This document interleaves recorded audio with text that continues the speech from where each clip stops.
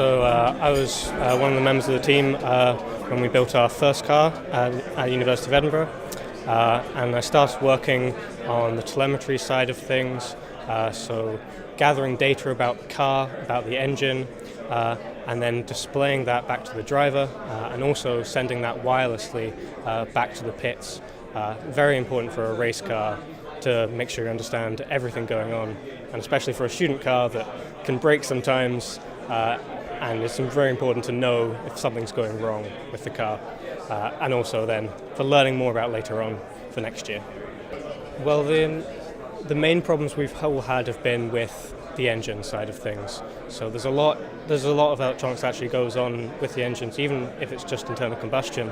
There's a lot in terms of controlling the spark plugs, the injectors, and then also there's a lot of sensors that come back, and there's a big feedback loop involved in that.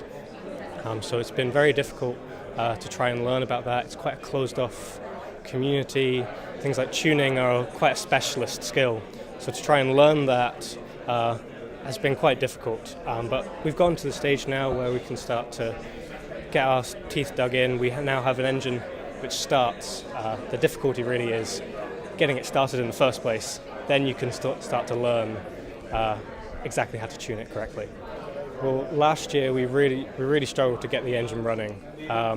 It come to the end of exams, and I had to completely redo all the wiring for the car to try and find the problem. I was working at the time at Analog Devices, and as soon as I'd finished work, I'd then go back to university and work till midnight every night, trying to get that working, and eventually we got the engine started.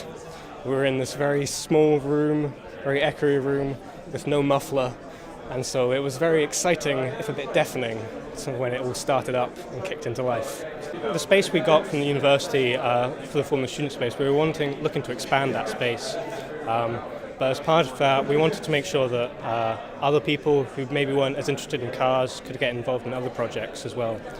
So what we did is we took over one of the old lab spaces and we set up a makerspace, which was then run by students for students. So we set up things like 3D printers. We've got some high-end workstations, and we've got sort of our own software. We can get a lot better software than maybe the university can, because we're a much smaller group of people, and that's really supported a lot of people in doing small projects. Like there's a Mars rover team now as well, and sort of other small projects as well. Well, there's a Vision Engineering Fund, which is set up through the university, and that's where alumni of the university can then supply funds, which the university can then grant to different projects like ours. And it's really, the alumni have been really helpful and supportive in making sure that students get practical projects under their belt. The attitude towards it, particularly in schools, is that it's really an extension of science.